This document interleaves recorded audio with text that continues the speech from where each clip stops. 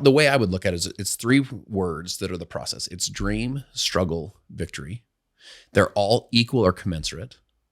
So in other words, what a lot of us want is big dream, small struggle, big victory, right?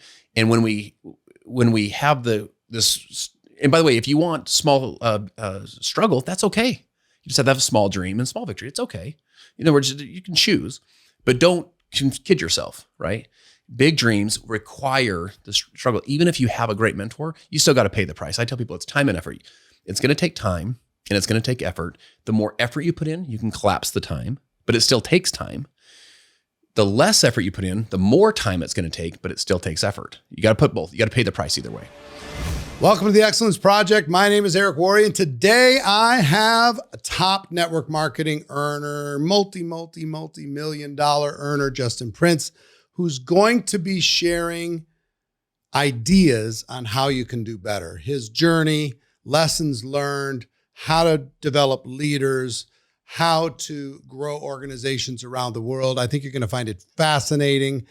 He and I resonate on so many different things. So with no further ado, let's jump into my conversation with Justin Prince. Justin Prince, how are you? Brother, what an honor to be here. Appreciate it. It's my great pleasure. We had a long dinner last night, sat around and talked. And actually, if the mic was on during that period of time, it would be a pretty interesting some good hot takes. Yeah, some good hot takes. So you've been involved in the profession for how long? This fall, so here in the next couple months, 18 years. 18 years. Yeah. And give me your quick backstory. Like, where'd you come from? Yeah, from Salt Lake City, Utah.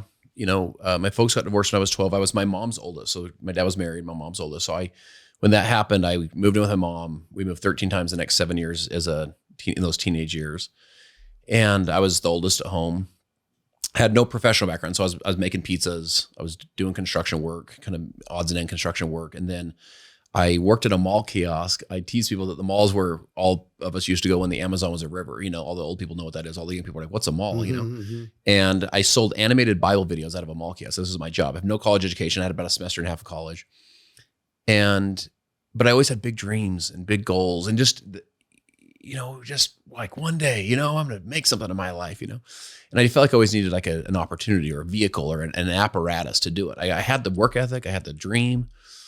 And 25 years old, I get introduced to network marketing. We were talking about this last night. I had to kind of, for whatever reason, I don't know why, a visceral negative response to it, a negative reaction to it. Why? What was the? I think it was this. Had you when heard? When you work at a mall kiosk, okay, yep, you get hit up back in those days, right? People would walk by, hey, son, you want a real opportunity?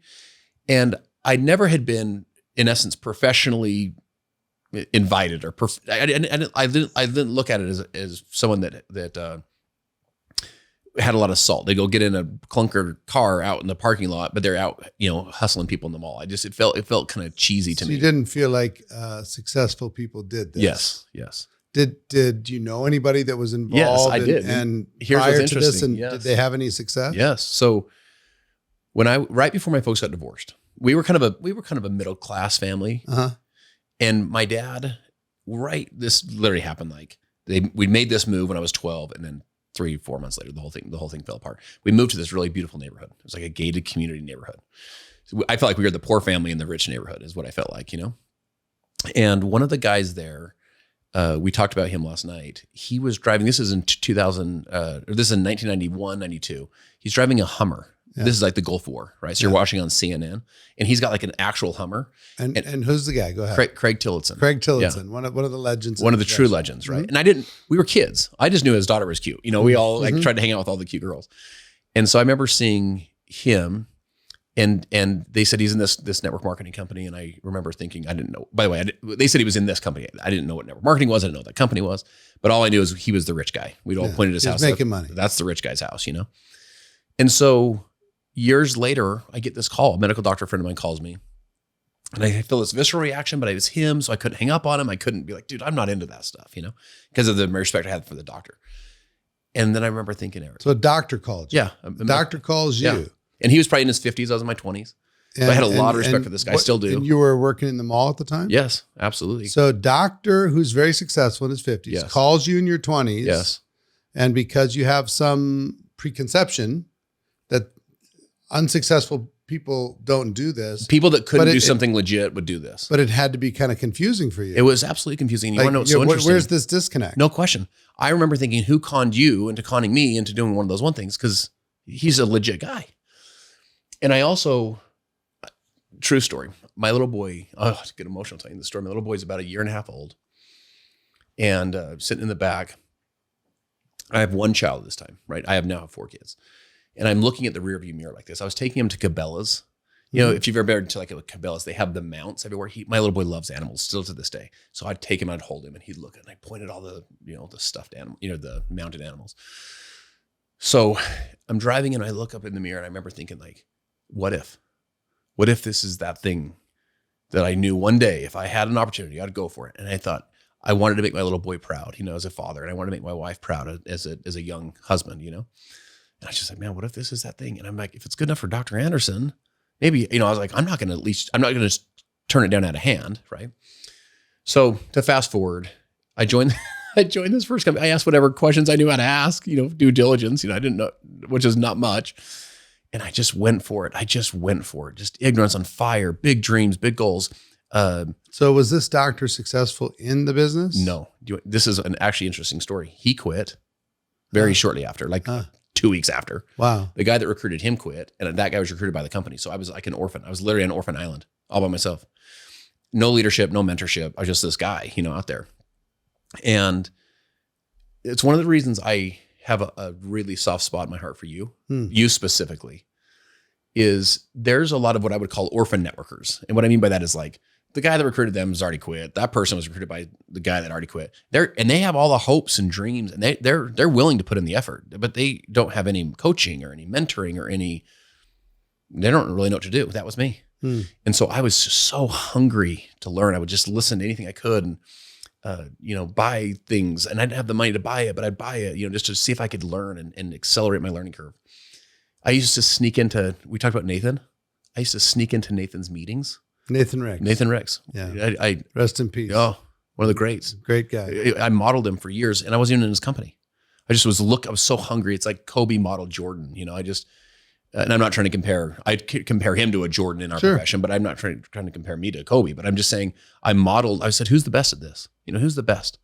And again, it's one of the reasons I have a soft spot in my heart for what you do is I feel like you, for both the top leaders in our game, but then also just everybody, like people have someone they can come to and say, all right, how do I do this? And what am I supposed to do? And they're getting real training versus just, hype. And in England, they used to take the cappuccino, the froth, they would slice off the froth and they would fry it. And it was called fried froth. And they said it was the kind of thing you could eat all day and never be hungry. And I felt like some of the stuff in networking was just kind of just platitudes, rhymey stuff, and just like there's no meat to this. There's no real. It's like get in early and just something like okay, but what happens when it's not early anymore? Kind of thing. It's interesting. When I was coming up, I remember thinking if I ever become successful at this game, I'm not going to just do the rhymey stuff. I'm going to like really try and teach people the best that I can to like really, we probably had similar realizations that way of like, I'm going to like try and help people like do this thing for reals. So I grew in that company. It took me a number of years to get going. But eventually that company went out of business. Hold on for 1 second. First of all, before we get into that, the thing that worked for me at the time was coming in expecting help, not getting it. Because in the structure that I was in, my father and his partner were involved in real estate, and they were completely immersed in their real estate venture. So they're my upline. The person above that, and the way the compensation structure worked, person above that was kind of arrogant and absent, and was like, I was like this little kid, and it wasn't worth his time. Yeah, of course. And by the time it got up to somebody who would be helpful for me, I was outside of their pay structure. Yeah. So they didn't really have there was motivation. No to be able to incentive. work. Yeah. So I was like, what do I do? And one thing I'd be curious in your 18 years, because I know my answer for 35 years.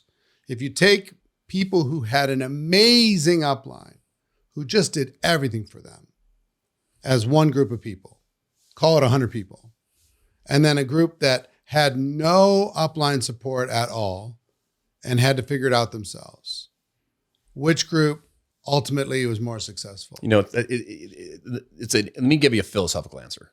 You've watched kids that went through just pain, dude. They were a lot of challenge, a lot of strife in their life. And man, that strife just built strength, and they made it through. And that's part of what created the character, right? But like, I've done a lot of work with John Maxwell. Mm-hmm.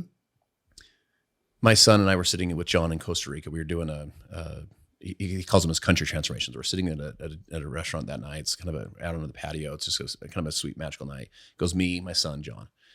And my son turns to him. He goes, John, you and I have something in common. My son was 17 at the time. And John goes, what's that, Isaac? And he said, we both have really great parents. And Isaac said to me, he goes, I sometimes feel like, I don't have the rags to riches story, but I still want to serve people. And John said, you don't need, you don't need the rags to riches story. You can still go serve people. John his dad was his greatest mentor, and those lessons he learned from his dad are just so sweet, So likening that to networking, mm-hmm. Some of us had no upline support, no mm-hmm. leadership support, and that's actually what created us, mm-hmm. The character. Mm-hmm. And then some of us had great leaders. Like we both are friends with Kenton Worthington. Yeah. Kenton didn't start with Nathan, but Kenton had Nathan. And Nathan's one of his great, dear mentors, but Kenton's as strong as they get individually. So there's a combination of both. What I would say is this. The way I would look at it is it's three words that are the process. It's dream, struggle, victory. They're all equal or commensurate. So in other words, what a lot of us want is big dream, small struggle, big victory, right? And when we have this, and by the way, if you want small struggle, that's okay. You just have to have a small dream and small victory. It's okay. In other words, you can choose, but don't kid yourself, right? Big dreams require the struggle. Even if you have a great mentor, you still got to pay the price. I tell people it's time and effort. It's going to take time and it's going to take effort. The more effort you put in, you can collapse the time, but it still takes time. The less effort you put in, the more time it's going to take, but it still takes effort. You got to put both. You got to pay the price either way. And so if you find yourself with a great upline mentor, you still got to pay the price, but good for you. And if you don't, the business you still can go build. In that company, I became the number 3 earner, national spokesperson. You remember I don't know if they even have this anymore, but like the Success from Home magazine or your Business from Home magazine or whatever. Like mm-hmm. I'm the guy in the magazine. You're on every Barnes and Noble. So you kind of feel like I'm succeeding here. And then boom, one day it went out of business. Yeah. I literally had grown man tears coming down my face. I thought, I'm done with this whole business, like entrepreneur thing. I'm done with network marketing. I'm just done. Rug just got bawling your eyes out. It's embarrassing. And what had happened is financially, I'd build up a little bit of a savings doing my little Bible sales job. And by the way, build it up with the intention that one day I'd start a business. I was like trying to think, I'm going to be a business guy, And so I'd burn through the savings to finally get full time. And so when it happened, I was actually below zero financially, back on credit cards, back on tax. So I was in a precarious financial situation. In fact, at that point, I moved my pregnant wife and our 2 kids into the loft of my wife's parents' garage. I'm 27 years old. I'm a grown man. I live in the United States of America. I have 2 part-time jobs. I work on the weekdays selling a product in the weeknights. And then I would go I picked up the animated Bible thing. I'd go sell at fairs and events all over the country on the weekends to try and hustle to keep the bills paid.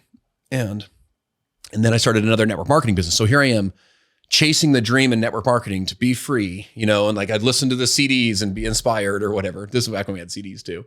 Or, go to a GoPro or, you kind of like, I can do it too. If they can do it, I can do it. And there's times, Eric, I don't know if you ever went through this. I became resentful of success. Of course. In other words, I resented I wasn't motivated by their success. I was like, ugh. Like all the rich, happy, successful people, I was like, enough is enough, because I wasn't them. Let me tell you a quick story. So one thing people don't know about, if you decide to become full-time network marketing, you're in. You're going to do this.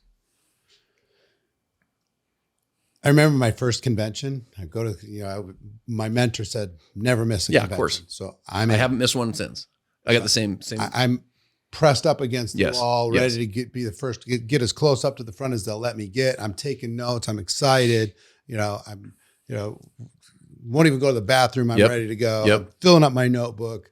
I'm watching people go across the stage, and you see the different kinds of recognition, right? You see the stand up, sit down recognition. Yes. You know, stand up if you're this. Okay, sit down. Yeah. And then there's the fast walk recognition. Of course. You don't even get a picture. It's just fast walk. You get your stuff as fast across the stage as you can go. And then there's the slow walk where they say a couple words. And then there's the speech. Of course. Right. And I remember the first time I saw the acceptance. They get the flowers, they get the pin, they get the check, they get the trophy. And they gave I want to thank the team and I want to thank my family and all that. And I wrote my speech in my head. Yeah, of course. Me too. It was just like, this is the greatest thing ever. I'm going to make it happen. I'm going to be on that stage. Okay. Go home. Life gets in the way. Come back the next time. A little beat up. That's right. A little bruised. Gas is on empty. Black eye. Yep. You know, half a cauliflower ear from getting smashed in the head. Absolutely. And I'm not quite up as close in the front. I'm a little bit back. Yes. Now I know some of this stuff.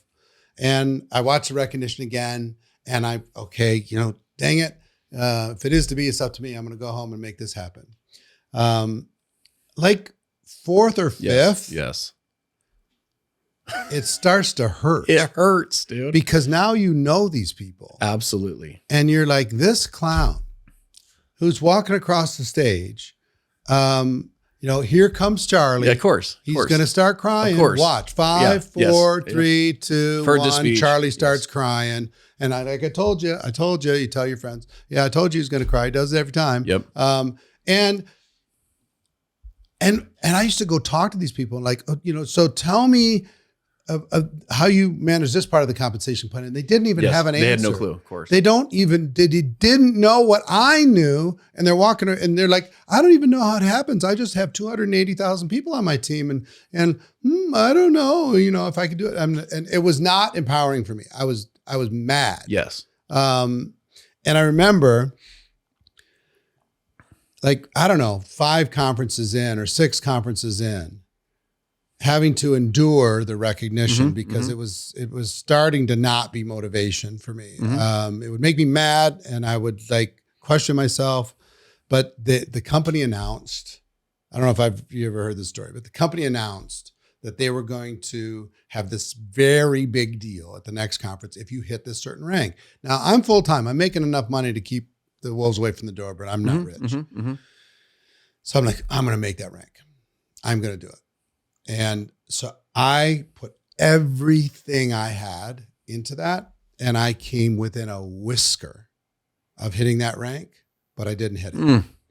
Called the company. Which is almost worse. I called the company. Can I buy it? Yes. Can I figure out a way? And they said, no, you either have to be there or not. I said, come on. So here's the sicko that I am. The event happens and they have a special pre-event just for that group. Of course. So I went and sat outside the door and watched them go in.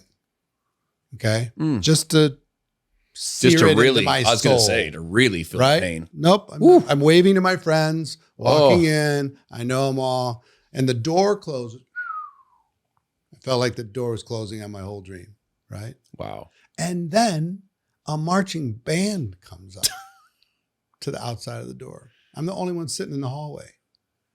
And a few minutes later, they bust the doors in, da da da da da da, bang, bang, bang, bang, and they pass out this huge profit sharing check for everybody that's in the room.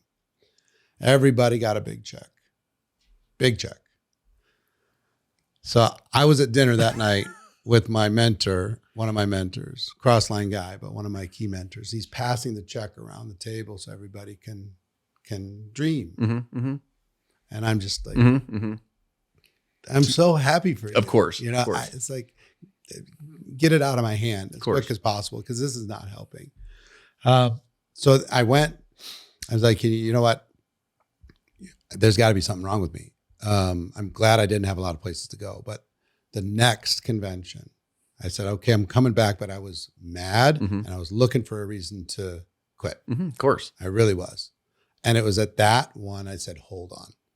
I'm just going to become so good that they can't ignore me. They can't ignore me. Amen. I'm going to be so good. I'm going to become a pro that not just in my head, but in practice, I'm going to let go of timing, positioning, trying to trying to look for an angle or find that magical distributor. I'm just going to become amazing. Yep. That I don't have to try to get on that stage. They're going to beg me to get on that stage. And what happened in that moment when I finally made that decision is the fear left my body. All the fear just left. It just went because I was like, oh, I have a plan. It doesn't matter how long it's going to take. I'm going to go figure out these answers. And I started to approach people during that convention with, okay, how do you find prospects? How do you invite?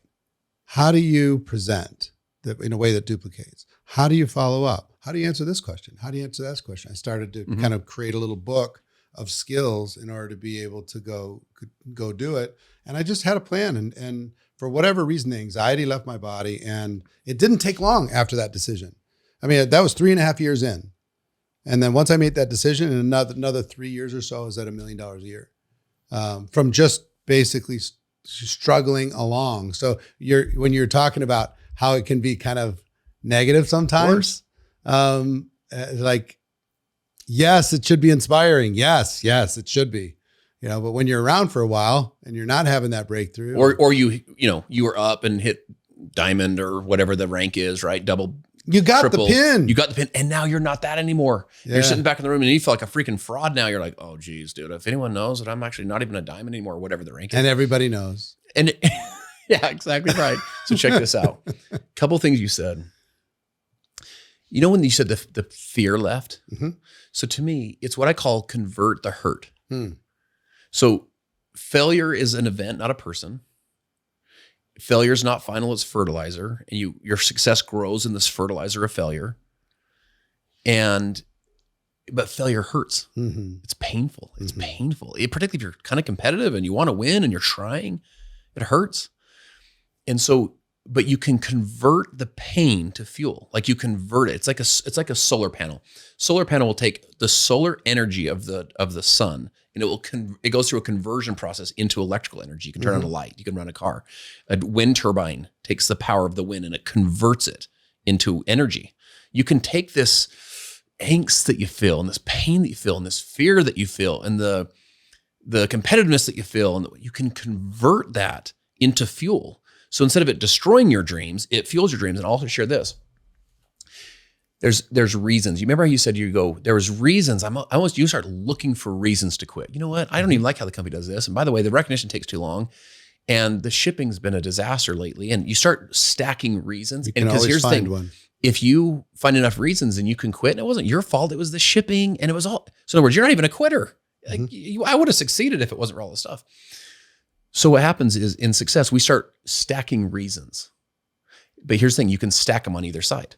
So you can find reasons to quit, or you can also find reasons to keep going. Because you could also stack, hey, listen, I got dreams, I got goals. And I'll tell you this, that's what I tell people, never resent success. Because if anyone can do it, it's at least possible. There's stages of certainty. And the lowest stage of certainty is impossible. The lowest stage of certainty. And by the way, isn't certainty an interesting word? Like one of the things last night as we were talking is you're becoming in your life more certain of bigger things that you can accomplish. If you would have had that level of certainty when you were 23 years old, you wouldn't even be able to relate. You'd have been like, that's impossible to do that kind of stuff. But now it's not only impossible, it's probably inevitable for you because there's stages. Lowest stage would be impossible. Then next stage up would be possible. It's at least maybe not possible for me, but it's possible in the world. Hey, if it's possible for one, it's possible for me. I'd much rather, if anyone's crossing the stage, let's cheer. Because at least it's possible, right? Next one up would be improbable. Like, yes, it's possible, but it's improbable that I'll do it. Next one up would be probable. Probable is like, I think it's likely. The deck's actually stacked in my favor. The last one's inevitable. You look at dreams and goals now for your life, even big ones, even ones that would have freaked you out 20 years ago, 30 years ago. And you're like, that's inevitable. I'm going to go and chase that thing down. Not even probable. It's inevitable. What was the thing that drove you early? Because I think it's different things for different people. They say people join for inspiration or desperation. I think a lot of times it's desperation, at least at the beginning. As a percentage of people that they want something to change, they're dissatisfied with something in their life. For me, it was to prove people wrong. I had 18 jobs before I was 23, barely got out of high school, no college, one semester of college, community college. And I wanted to prove people wrong at the beginning. And everybody who ever belittled me in the beginning, I like to use that. Those are reasons, by the way. You can stack those reasons for fuel. Yep. Yeah. Like the Kobe's of the world and these different people or Michael Jordan. They stack reasons. Would look for somebody to say something about him question. In order to have a record-breaking night. For me, that didn't last long. That burns like gunpowder. Burns really hot, really fast. Yeah, but it was good for a while. I actually kept my chip on my shoulder for a while. Yep. You can run on a chip for bursts. Yeah. But you can't build an entire legacy life on chips. And also wanting to take care of my family, be a good provider. Yep. So there was those reasons too. But I remember one thing, I just want to remember to come back to tell you that prior to making this decision about becoming a professional, and I'm just going to walk away from luck and timing and positioning and what the company's supposed to do, what my upline's supposed to do. During that event, I said goodbye to my upline. Not as friends, but as an excuse. I literally sat them down and I said, thank you for introducing me. I appreciate you thinking enough of me to get me involved. But from this moment forward, you're never going to be a reason for me not to succeed. If you're available as a resource, fantastic, but I'm never going to expect it. I've got this. I'm going to go do this. No offense, with or without you. I'm going to go all the way to the top. So, and I think that's an important conversation. No question. Kind of think of yourself as if you're frontline to the company. Yeah. But the other thing prior coming into that event was when I looked at my team, it was kind of depressing. When you look at your back office, is depressing. I've had those. Not the back office, just the team. Mm-hmm. I look at them like, that's my team. Yeah. Of course. That's your team? Of course. And I've had that team too. And I remember talking to a friend and said, and the friend who was much more successful than me said, Eric, can I be honest with you? I said, yes, but be gentle. Because I was fragile at the moment. He said, all you did was you duplicated yourself. And I went, oh, okay. Mm-hmm. So for me to attract a better team, I've got to become a better person myself. Absolutely. All right. They're a reflection of me. Okay. So for things to get better, I got to get better. Yeah. Yeah. Yeah. I've got to step up my game.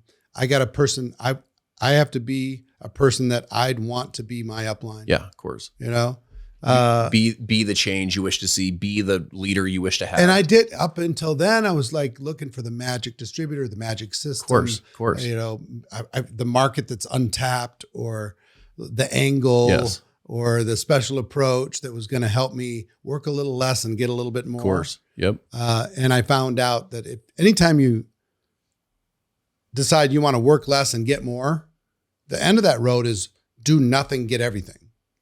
So that's a bad road to go down. Work less to get more. It's do more to get more, provide more value to get more, see how much value you can provide to get everything if you want. Then do what you want with whatever you get. It's fine. But I had to change all that stuff. This is all wiring in my head. Of course. Trying, because a lot of people get involved in network marketing to try and shortcut, get an angle. It's going to be the faster way. It's going to be the faster way, which it's not. It's going to be like any entrepreneurship direction. Hey there, just a quick interruption, especially for network marketers.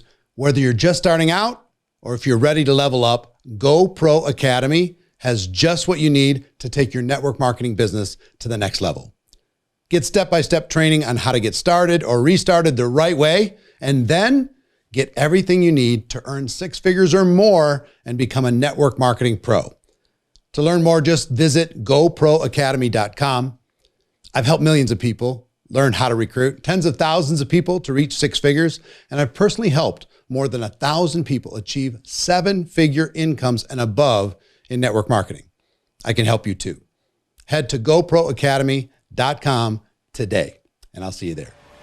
So anyway, back to your story. So you have this company, You making any money with that company yeah. before it blew up? The first one, I built like a 6-figure kind of income. Yeah.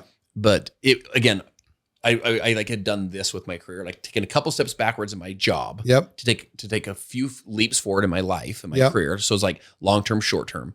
But right as it kind of crossed over is when it basically went out of business. So the timing was not awesome. Yeah. So the one thing that people don't understand inside of network marketing, and this is going to sound very unrelatable and like maybe I'm out of touch, but making just at 6 figures might be the most miserable place to be in all of network marketing. Great because you have the pin, you have the recognition, you have the stuff. You're strong enough to be strong, and you're still expected to weak. pick up the tab for the team at the dinner.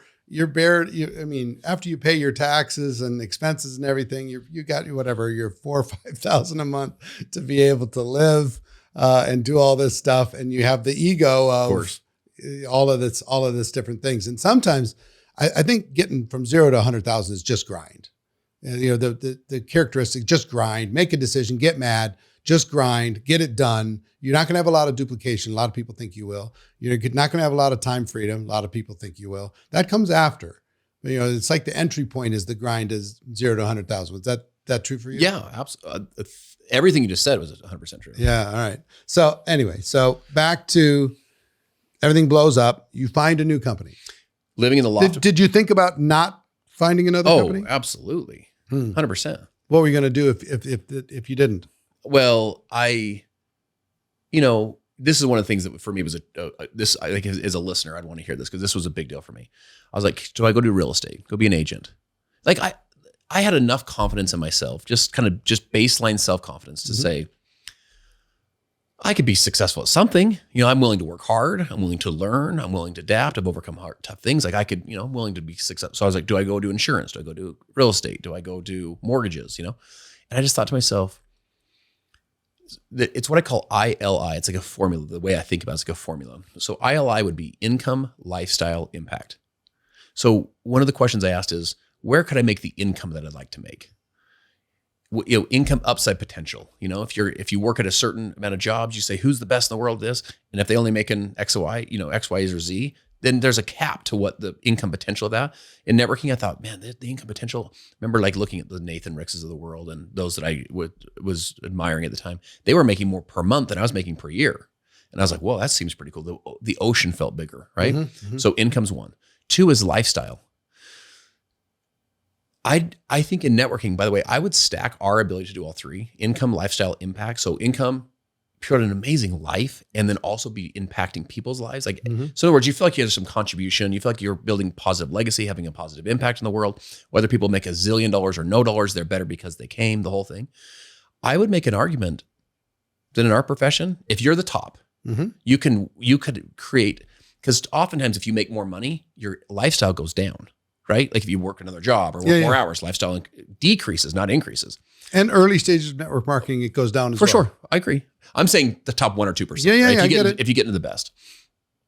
Like in other words, if you were to say, to give me a chiropractor, a doctor, a real estate professional, mortgage professional, stock trader. So let's take multiple professions. If you're the best, so not you're suck at it, you're the best, you're top 1%. I'd stack our income, lifestyle, impact formula against any of them. No question. And so that to me I was like, I'm going to go for this thing. So I got going. So I'm living in the loft above my wife's parents' garage. I would kiss my little babies in the closet. They slept in the closet. There's 2 little kids. I'd kiss them in the morning when they were asleep because I left so early. And I'd kiss them at night when I came back when they were asleep. And just a grind. My wife was just, she was and she is. I mean, she's just such a rock. She's sitting right here. Yeah, she's absolutely amazing. She's just a rock. And it takes a special woman to like go through that grind, you know. Eventually, so that'd be a whole podcast. But eventually, well, let me ask: Did you ever doubt him? No. There was never a moment that you doubted that he was going to figure it out. Do you want to know what's funny, Eric? She says no. She's saying no. I laid in bed at night. It's a true story. Loft of my wife's parents' garage, pitch black, 1 a.m. And I said, "Are you awake?" Eyes closed. Right, it's pitch black in the room. It's 1 a.m. She says, "Yeah." She goes, "Are you awake?" I said, "Yeah." And I go, "Am I crazy? Like, am I chasing a fake dream?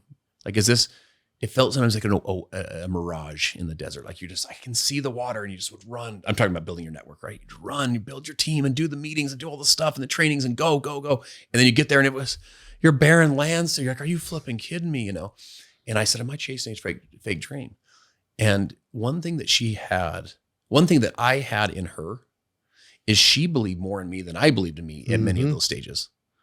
And, everyone listening isn't in a similar situation. There's sometimes where a spouse is kind of like, what are you doing? This is crazy, whatever. I was very fortunate there. Very fortunate. In fact, I probably would have given up a few times, but she's like, hey, you got this. And that confidence and courage really kind of kept me, okay, let's go. And you know how it is. You listen to another CD and you're like, I'm back. Let's go. I got this thing, or go to another event or whatever it is. Long story short, in that company, I ultimately became the fastest growing distributor we had anywhere in the United States. I was traveling literally over the world. I was speaking in Moscow and Russia and Almaty, Kazakhstan when I was 29. And I was I was keynote speaker for 6,000 people at the event. I was just like, what? Now here's what I want. Let me go full circle with this. Sure. Remember I resented success? I resented the rich, happy, successful guy that cried on the stage and the lady that was so pretty in her Louis Vuitton. I was just like, I'm sitting in the back. I was like, I am not motivated by you guys anymore. Then I became the guy on the stage. And I was trying to tell everybody, hey, guys, I'm you. And guess what they were doing in the back? We're so happy for all your success. In other words, they're kind of like, they were resenting me. And I'm like, no, guys. I know 20 minutes ago on the podcast, you started going through this list of like, it feels like this. And I'm like, I'm like, guys, I know all the feelings. I know what you're feeling. And you're wondering and you're doubting and you're not sure, like listening right now. There's many of you listening right now. You're just like, you are done before this podcast. You're just like, guys, enough. I want to go do something else, And this podcast will give you just enough breath of life, just enough inspiration to inspire means to breathe life into, right? You'll just breathe just enough light into that pilot light you have in your soul of like, I got what it takes, And I had just enough of those to kind of keep me going. I'd really get me to the next event. It's like my gas gauge would be on empty. I get just enough fuel to get to the next event. The next event would fuel me for the next one, Let me also say that there are some leaders that when that happens, they become that woman or that man and people start judging them a little bit, or they feel that a little bit of resentment as far as separation, that instead of kind of managing that, they take their foot off the gas. They come back into the average. They were at excellent.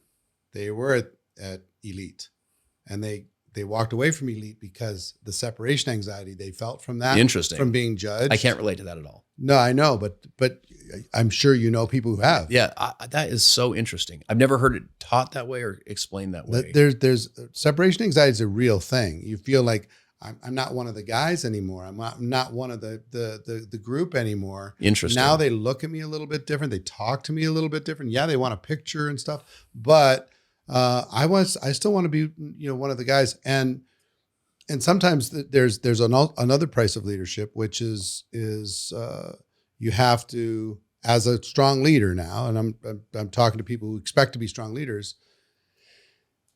Familiarity breeds contempt. And if you're too close and too familiar and too buddy, you're not going to be as effective of a leader than if there is a little bit of respect that's built inside of an organization. If you're hanging out a little bit too much, you're sharing your doubts and fears with them as well as your hopes and dreams. You know what I mean? So have you ever had like a good friend inside of network marketing that does less because they know you better? Yeah, of course. And then some that don't know you as well and do more, of course, because they want to get into your proximity. Absolutely. It's just interesting leadership dynamics that happen inside all this. And you want to know what's interesting? Just as I think of my journey. So that company, I eventually sold that business. 29, 30 years old, sold that business. I actually got out of networking for the next 2 years. I thought I was done at that point.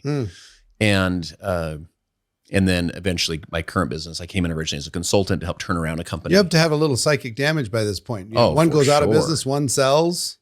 Yeah. And you're just like, what the heck? Can I build anything here? Yeah. I felt like, I want to say this. Because my guess is that some of your listeners would feel this way.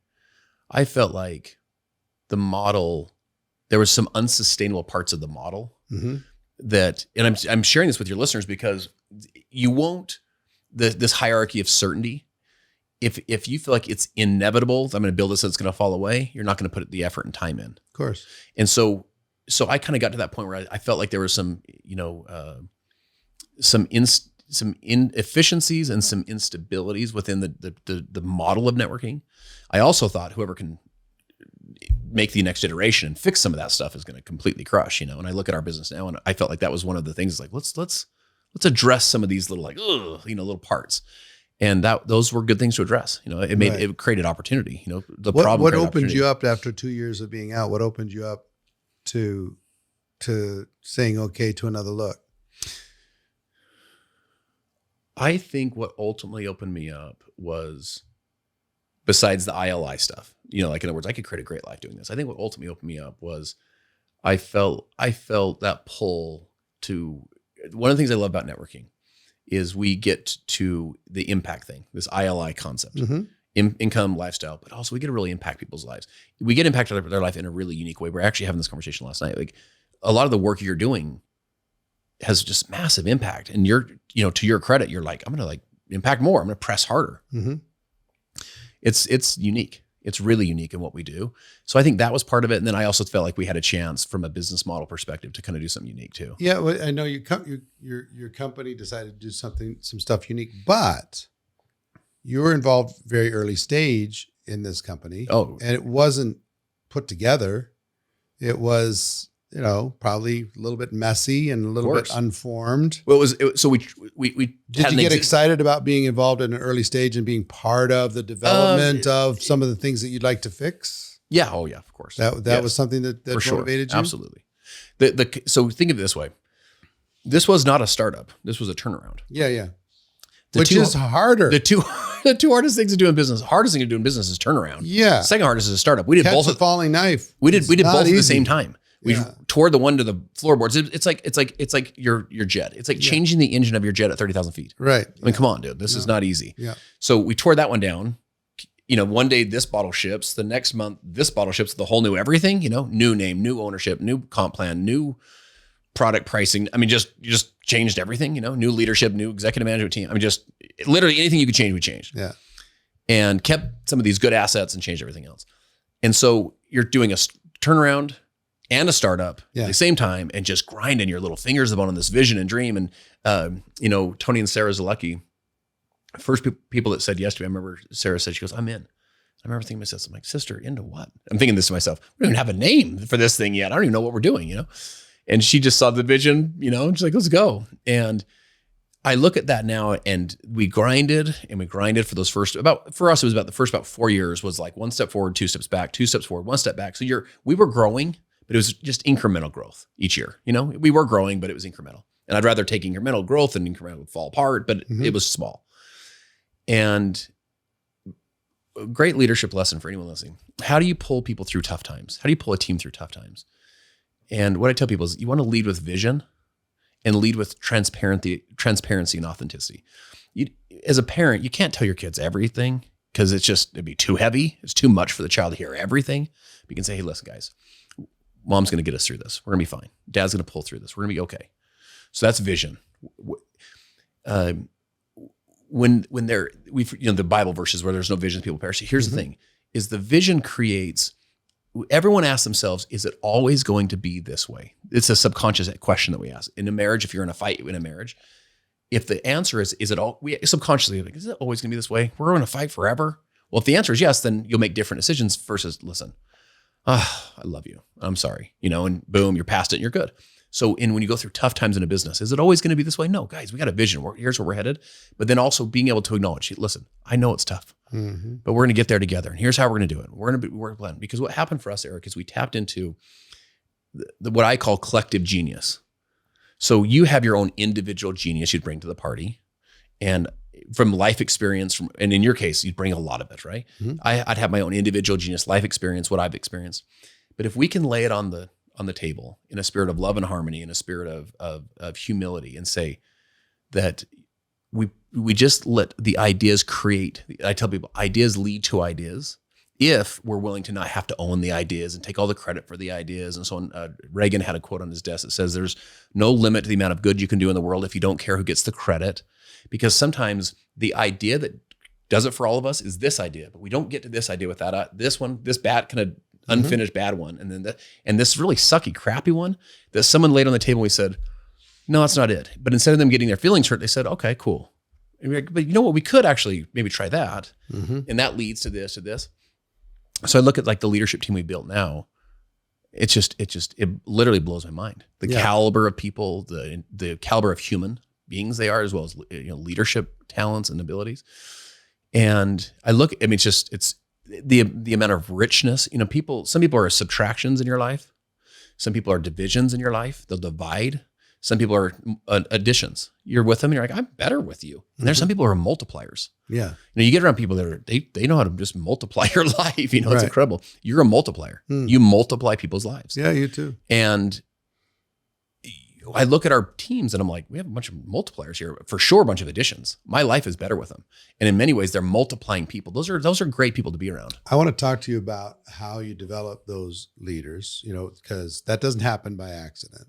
Sometimes it's, there's leadership growth within companies by acquisition. Some leader that was some other place in the profession finds their way into your company. Sometimes it's by accident.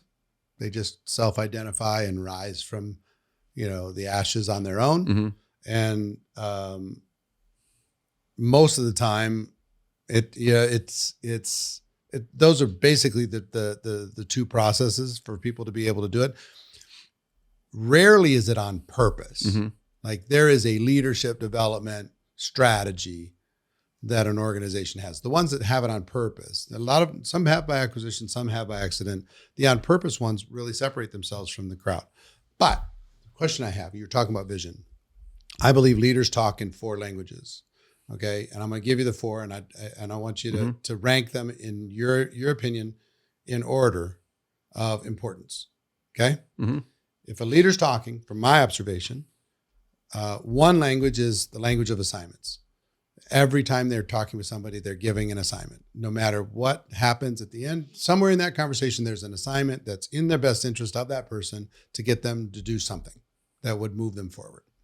Second language is the language of challenge. Whatever they're going to do, they challenge them to do a little bit more, a little bit better, a little bit faster, whatever. But they're always challenging, pushing. Come on, you got more inside of you. They believe in you, all that other kind of stuff. Challenge is the second. Third one is the language of stories. They're always using stories to be able to emphasize a point, to reinforce some sort of action, lesson, whatever they're trying to do. And the fourth one is vision. They're constantly talking in vision. And if you look at any great leader, like you naturally talk in those languages, depending on who you're talking to. Some you're going to be talking to vision. Some you're going to be giving a challenge. Some need to hear a story. Some, you're just going to give them an assignment to get them to move forward. If you had to rank those 1 through 4, how would you rank them? God, so it's hard for me as I'm hearing it. I'll tell you why. You said it at the end. Each person is different. So in other words, I would almost rank it different depending on the person, right? What's the most common one, let's say? I'll tell you the one that's the least common that I think is most important. And that is having a vision, having a clear vision. Like having something. And the ability to communicate. And can be able to communicate. I have one, not just for me, but for you. And most importantly for us. Here's what's in it for you. What we can do. Not just what you can do or what I can do, but like, hey, together, you and I together, we can do. You do this. We were talking about this last night. Hey, maybe we could do this. Or it's not what you could go do. By the way, if you share with me what you can do, it's inspiring. If you shared with me what I could go do, it's pretty inspiring. But man, when you share with us what we could do, that's pretty powerful, right? And you can articulate that and say, guys, I think together we could do something special. So I think that's number one. I feel like vision is like vision's like a rudder in a ship. It just steers the ship. Like, where are we headed? So that'd be one for me. And I think that one's the one that we probably lack the most in our profession. We call and give them assignments. Or like, we won't grind if I can't see that. I'm not going to in other words, is it always going to be this way? I'm not just going to grind forever. People are good in our business of giving facts, but not necessarily good at assignments. They're good at telling stories from time to time, not so good at challenging people. If people say they're going to do this, you know what I mean? The great leaders, they just, all 4, it's just, here's an assignment. No matter what, they literally, if they're in proximity to somebody, That person's going to get an assignment. They're going to get a challenge. They're going to get a little dose of the vision. Here's why it's worth it to go do this, and maybe tell a story. They might put all four into a conversation. Absolutely. Not even consciously doing it. Absolutely. Think about any great leader, kind of break down how they're communicating, and you'll see those are the languages that the assignments create commitment. Hmm. When you make, it's 2 steps. When you make and keep commitments, that's how you move forward in your life. You have to make one and then keep them. It's because the secret to life is momentum. And a train running down the tracks at 55 miles an hour, if we were to put steel reinforced concrete on the tracks, it would hit it it would vaporize it into dust. If you take the same train, it's at a dead stop, and you put 2 inches of concrete on right there, right underneath the tracks, or right underneath the wheels, it won't move an inch. So what's the difference? The difference is momentum. So if you can create momentum for someone, momentum in their fitness, momentum in their confidence, momentum in their business, how do you create momentum? It's making and keeping commitments. And sometimes it's baby steps. Of course. I don't really believe personally, if I have to, if somebody tells me I'm going to baby step my way to the top, I'm very depressed about that whole idea. I don't do well I'm kind of a all in. Yeah, me too. Or nothing type of me too.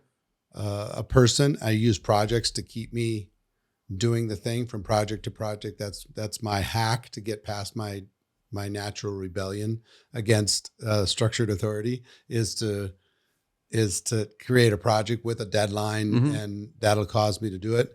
But some people need a baby step, because what I've learned is I wasn't a great student, but I know that there's one of the laws that says things in motion tend to stay in motion. And so my job as a leader is just get them in motion, because it tends to stay in motion, and give them the next thing, then the next thing, and the next thing, and build their confidence, build their belief. Not only are some of them small, you want to purposely start small, because the making and keeping of a commitment is what builds the confidence to make and keep more and bigger commitments.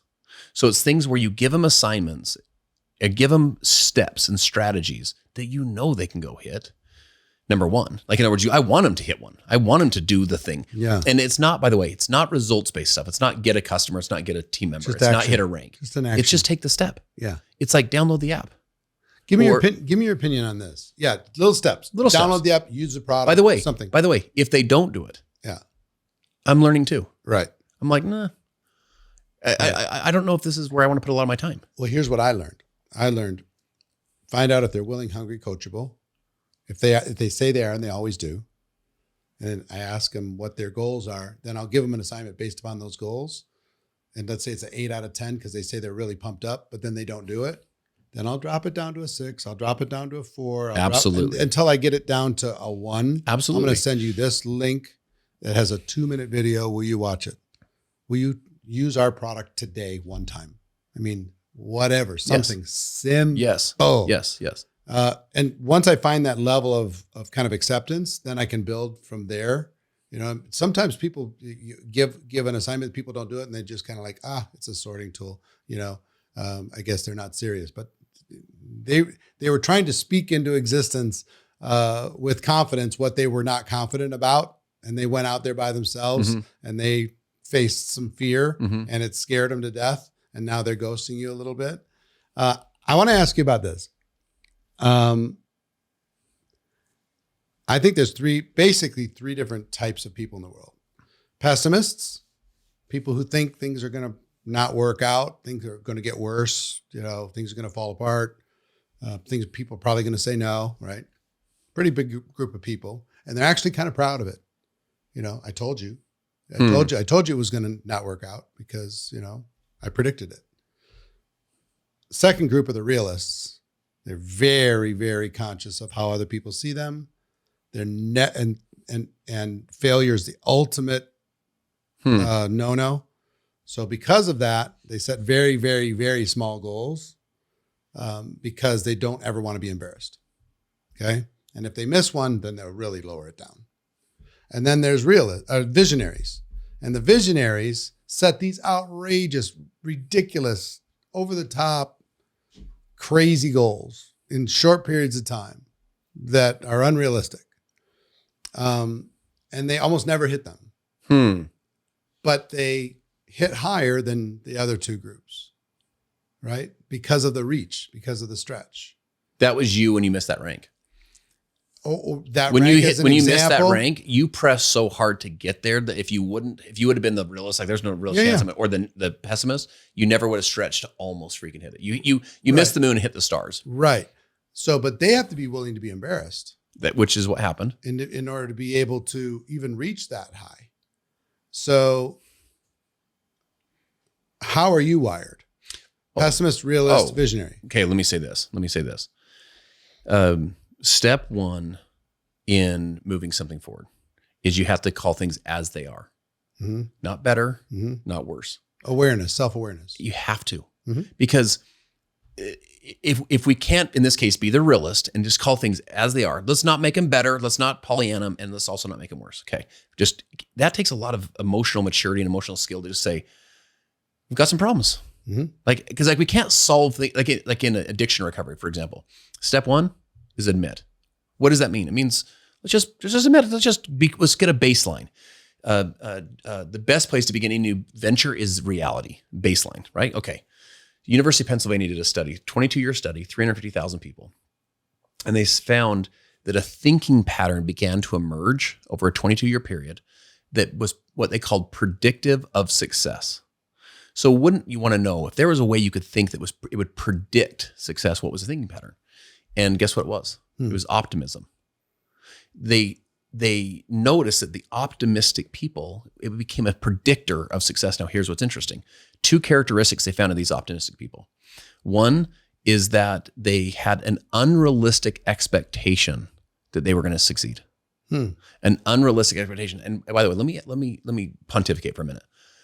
This is an academic studying you, right? They're studying Eric Worre, and they're over a 22-year period, and they're thinking to themselves, because you're telling them, they're doing the study, I'm going to accomplish this and all this visionary stuff. And guess what they're thinking?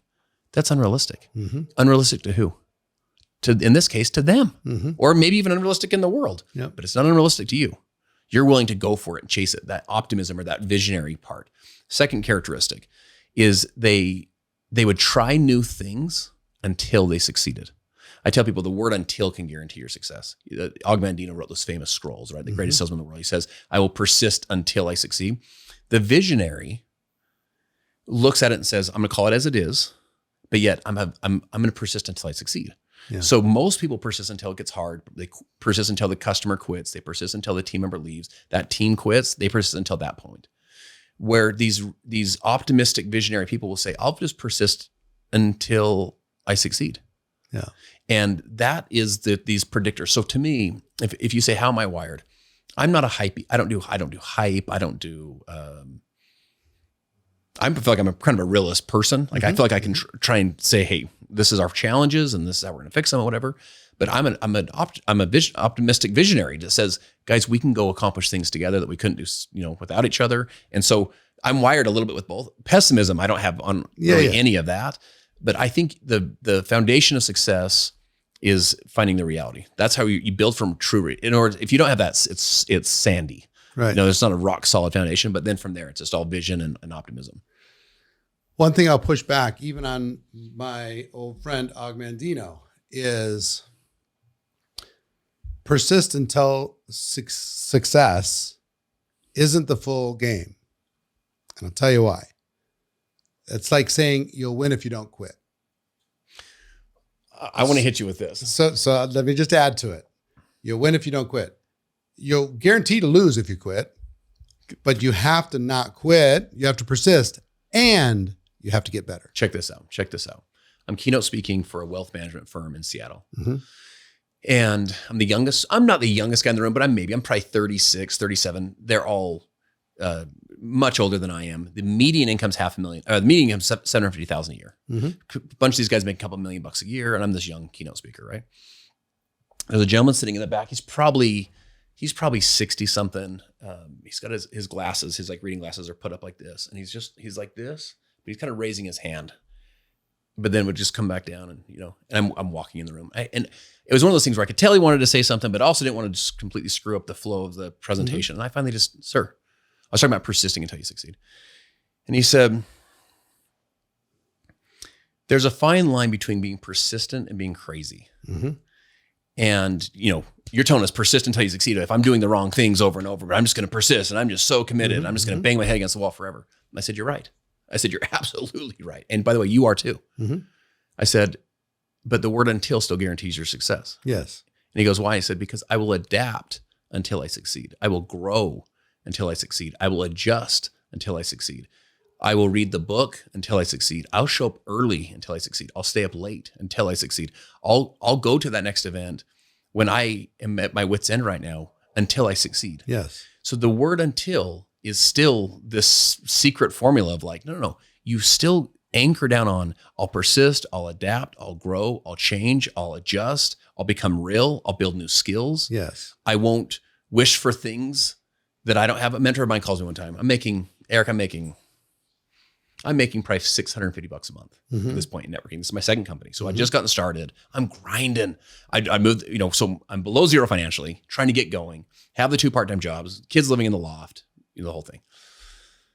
He calls me and he says, he has 72,000 people on his team. And I looked up to this guy. He was in his 60s. He was his worst year in networking since 1978 was $500,000.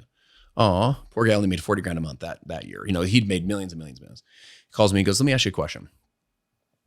He said, if I could move my entire team under you, and I want to ask this to your listener right now. So I want just to viscerally answer this question. If I could move my entire team, 72,000 people under you, he said, would it change how much energy, passion, focus, intensity, commitment you would put into this business? And I said, can I be honest with you? And he said, yeah. I said, yes, sir, it would. And my mentor was known for his straight talk. He was a former engineer, so he wasn't fluffy at all. Mm-hmm. He said, shame on you. He said, you're letting the tail wag the dog. He says, first you gain the focus, gain the commitment, gain the drive, gain the passion, gain the intensity, and the business follows that. A lot of people are like, hey, listen, you pay me 10 grand a month, I'll show up on all the Zooms. No. First you show up on the Zoom, the training, and then you get to the money.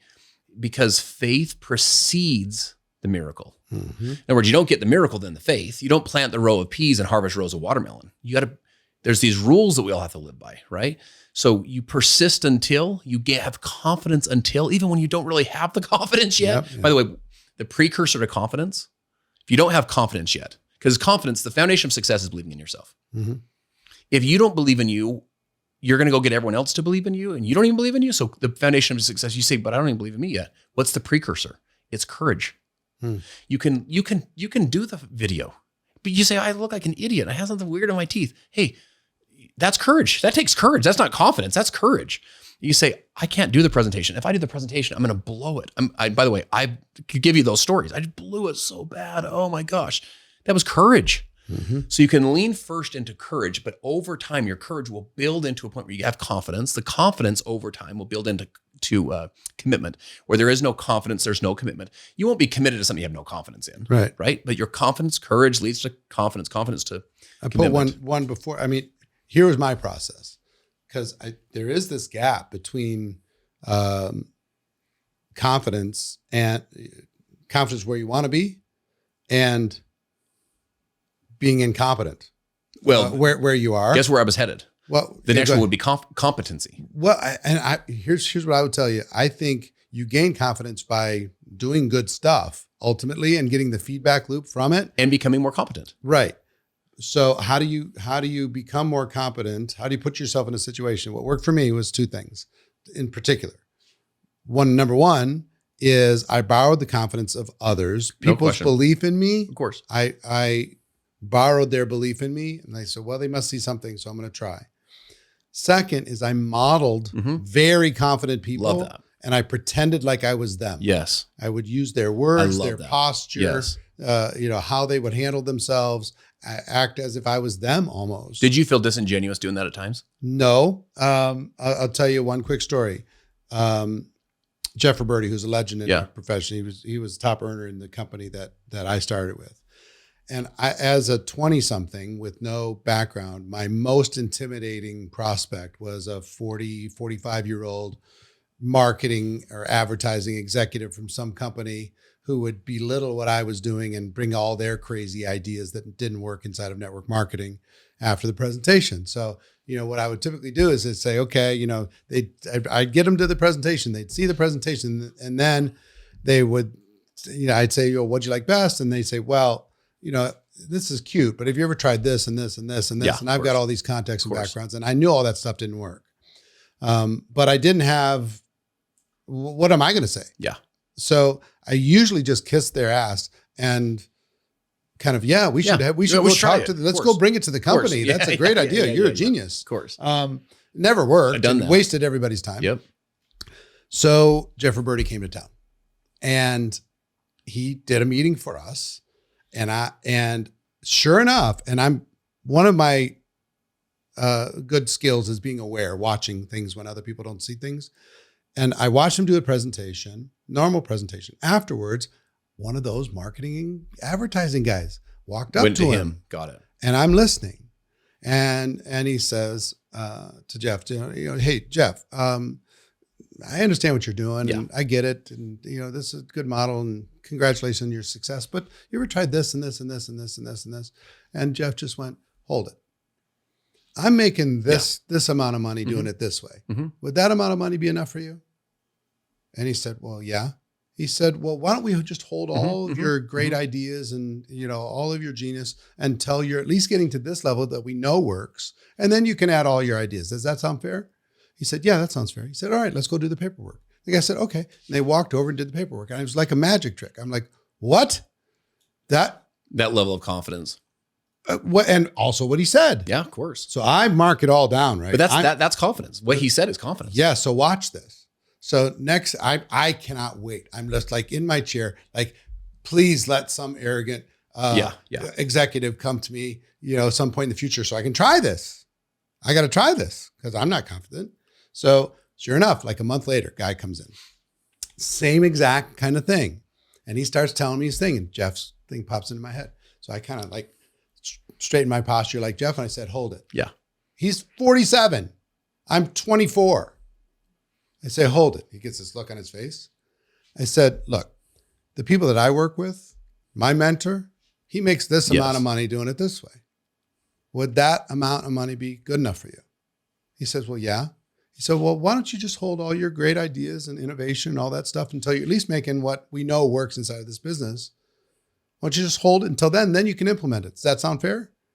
He said, yeah, that sounds fair. He said, well, come on over here. Let's do the paperwork. He says, okay. And I'm walking. He's following me around, across the room. I'm like, I just performed a magic trick. I am David Copperfield. This is the most unbelievable thing. So I acted as confident as Jeff was, and I got the result. And I was like, I'm going to start collecting these things. I'm going to watch how people get people started. I'm going to start doing all this stuff. I'm not confident, but I'm just going to pretend for a minute. And I wasn't disingenuous in that situation. I had a solution that I watched somebody do. I didn't lie about that I was that person. No question. I was connected with them. You know what I mean? So modeling was one thing. And here was a big one, really big one for me. Being willing to put myself in potentially embarrassing situations and deal with it. That's what built my confidence. You cannot put me in a situation that I can't handle. I just decided I'm going to be okay with egg on my face. If I don't have an answer, I'm going to say, that's a great question. I don't know. Let's go find out. Yep. And that gave me confidence. Just the fact that I didn't have to be the source gave me confidence that I could lead people to a source. So modeling, taking people's belief in me was one. Modeling very confident people was number two. And number three, being willing to be embarrassed, humiliated potentially, and handle it. And that gave me confidence. And those three things helped me ultimately become competent. Yes. And once I was competent, then you I was build going that to take more competency through repetition. The repetition. The muscle was built over. Yeah. There's a young boy out of Wichita, Kansas, flunking out of high school, raised by a single mom. And May of his junior year, he promises his mom he'll take the SAT test. And if the SAT has two sides, kind of a language comprehension and math. So there's 800 points each, both. It's 600 points total. Kid goes in, remember, flunking out of school, flunking out of his life, and takes the test, gets the results back, and he scores a 1480, which means the kid's a genius. So he takes his test result back to his mom. His mom says what our moms would have said to you and me. She goes, baby, did you cheat? He goes, Mom, I did not cheat. This is real. And she goes, my son's a genius. No kidding. he realizes if I'm a genius, I might as well stop hanging out with the bad kids and go to class and stop ditching. His teacher said, Franklin, we had it wrong on you. You're a pretty smart kid. So graduates high school, graduates from junior college, goes to Wichita State, graduates there, graduates from the Ivy Leagues, ultimately becomes an entrepreneur in the magazine industry, becomes one of the most wealthy entrepreneurs in the magazine industry in the country. You say, man, what a cool story. Guy becomes a multimillionaire because he realizes he's a genius. He's a 1480. About 13 years later, he gets a letter in the mail from Princeton, New Jersey. And it says, he opens it up and it says, we periodically review the test-taking policies and test-taking procedures. And the year that you took the SAT, we regret to inform you were sent the wrong test score. They said, you're not a 1480, you're a 740. And he said, people have told me my whole life, your life changed when you got this 1480 test score. He says, no, my whole life changed when I started acting like a 1480. Mm-hmm. And so you say, as you're listening, how do I have Eric's confidence? You just start acting with that confidence. How do I have Eric's posture? You start acting with Eric's posture. Modeling successful people. Be willing to be embarrassed. You're not that cool. Don't treat yourself so seriously. Just be willing to, like, you know what? I screwed up. I've said that thing wrong, or I made a mistake here. I misspoke over there. Hey, if I can do it, you can. I just literally would not, where normally, like, perfectionists sometimes struggle because if they don't have the exact answer to every single thing, they don't even want to start the conversation versus saying, I'm not the source. I'm fumbling. I'm a connector. That's right. I'm going to connect you to the source. So don't worry about, it's not about me. Don't even look at me. That's right. I'm just going to introduce you to other people that are smarter than I am and other resources that have more information than I am. So tell me about your book. So I wrote a book called Be the One. Yeah. And I want to point out two things. It's not become the one. The first thing I want you to know is that you're the one. So if you were to take your parents. Neo? Yeah. Think of it this way. You take your parents, it's 2, grandparents 4, great-grandparents, et cetera. It's like network marketing duplication, right? There was 4,094 people over the last 12 generations that came from all over parts of the world, lived, bled, died, triumphs, tragedies, did all of this work for you to have this moment, to have this air, to like have this time. They did it for you. You're the one. So, because I think a lot of people are like, well, of course Eric's the one. Like, I get that. Or of course, your guests are there. I get that they are. No. You're the one for your family. You are the one. And so you want to be that one today. It's almost like be the 1480 today. Step into that today. And so for me, I wanted to write a book that that helped you to realize who this is the identity. Success is an identity process. You'll never outperform the way you see yourself. So James Clear wrote Atomic Habits, right? Mm-hmm. He says there's 2 boys. The one boy stole the candy. And he says to the little child, did you steal the candy? And they said, I didn't steal it. And they said to the little boy, did you steal the candy? And the little boy said, I don't steal. I don't steal is a different identity that child has than I didn't steal that particular piece of candy, right?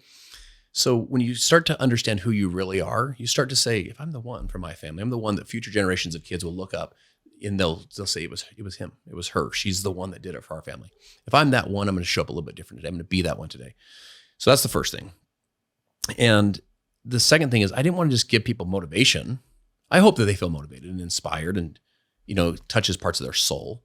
But I wanted to give them tactical, like I've asked myself, like, how did this happen? How did you go from broken home, no college education, selling animated Bible videos, failed business, living in a loft above your wife's parents' garage to like doing billions of dollars in revenue and like traveling all over the world and building multiple multi-million-dollar business? Like, how did all this happen? And I encapsulated the formulas and the frameworks and the strategies and the skill sets that you need. One of the reasons I think you and I resonate is you want to actually give you tactical, practical skills to help somebody, to help you to be the one, the one in your life and to live a significant life. I remember driving in my white Toyota Corolla, 240,000 miles in it, struggling in network marketing. And I'm listening to an audio series by Jim Rohn. Which one? And what's so interesting? It's a 2000, you can go look this up on YouTube, 2004 Anaheim event. Got it. Chris Widener was the MC. Yep. He hit me up on Facebook the other day and we were kind of going back and forth. And I just told him, hey man, that CD series, because it had some of the greats, it had Brian Tracy and it had Dennis Waitley and just some of the, just the legends, Jim Rohn stands up at the end. So the whole event's over. I've been listening to this CD series for, no kidding, probably a month, because you're in and out of your car. So every time I'd be in, I just listen to this. All these great speakers. I'm super inspired. And Jim Rohn stands up at the end. He says, we now have enough testimonials and enough personal experiences to conclude that it's possible to create and to design an extraordinary life. And I knew it was possible for all those other people to do it. I just heard all their stories. I knew it was, in this case, people know it's possible because you did it. Mm-hmm. I just didn't know if it was going to be possible for me, driving the 240,000, mile white Toyota Corolla and working at the mall.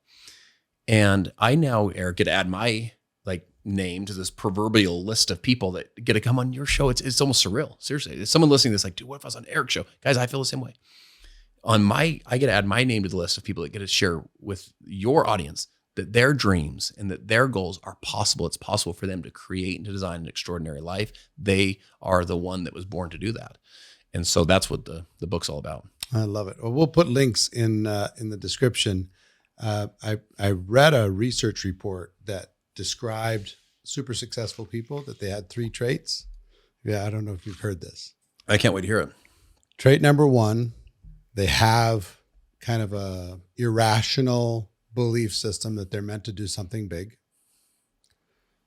Number 2, they have almost a crippling sense of insecurity and a lack of self-worth, almost imposter syndrome at the same time.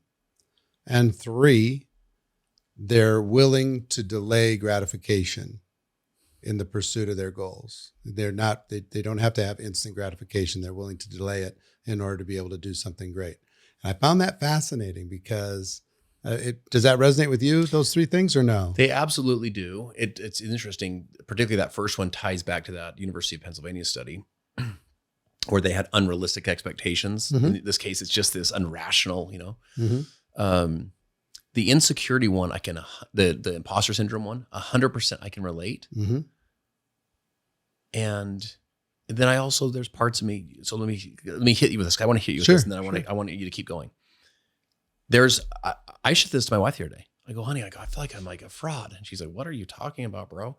Like even with the book, yeah, you kind of get into this, it's almost like a new world, what I'm saying? You get it, because on my world, you've done it, mm-hmm. You're there. Mm-hmm. And there was times before, as you're coming up 17, 18 years ago, where you're like, I don't even know if I'm ever going to figure this. So you hit the mountain, then you start a new, go chase a new mountain kind of thing. So that stuff does hit. So I can relate to that one too. And then the third one was delayed gratification. Oh, that's absolutely true. Just willing Absolutely true. You're willing to persist and get better. Persist and get better until, and it's okay. You don't have to have the results right now because you got the goal in your mind. Can I hit you with something just Sure. on this? University of Scranton did a study, and it said, what percentage of people hold to their New Year's resolutions in a year? We already know, listening right now, very few, right? Within a month, most people have fallen off. If you want to be in the top 8%, so 92%, you've beat 92% of the people. So imagine you're in your company, top 8%. Guess what it was? They would do it for 1 year.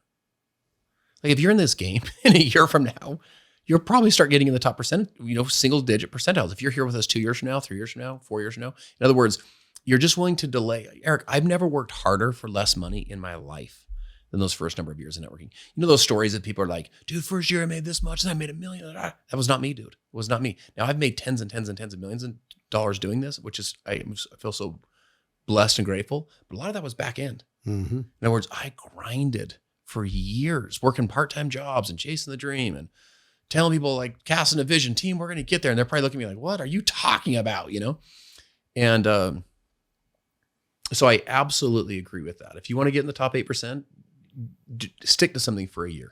Yeah. Because most people don't. Most people quit. The wind blows them out. Someone says boo and they're done. Yeah. The secret weapon for me was God's gift to me is I didn't have a lot of options. That was first gift, in order to be able to go make some money quickly. So I stayed, even though I was mad at it sometimes. But the idea of getting a little bit better every day, once I really understand that concept and make a plan, do it, review it, make a better plan, do it, review it, make a better plan. And just at the end of the day, did I get a little bit better than I was yesterday? Once I realized that and I could apply it to all the skills and mindset and strategy inside of network marketing, I realized that I couldn't be beat. I literally was unstoppable. I could go as high as I felt like going. And nobody, politics, company, nothing, nobody could stop me. I can go all the way to the top just with that. So speaking of going to the top, going to the next level, what's next for you? I mean, if you think through, you've built this big business, you're still a young man, got a young family growing up. What do you see your future, your legacy? Yeah. So Jim Rohn was asked after an event. This is the end of his career. Silver hair, been doing it for 50 something years. He's the one speaking. It's his event on the stage speaking. Man walks up to him at the end. He says, "Mr. Rohn, what do you want to do with the rest of your life?"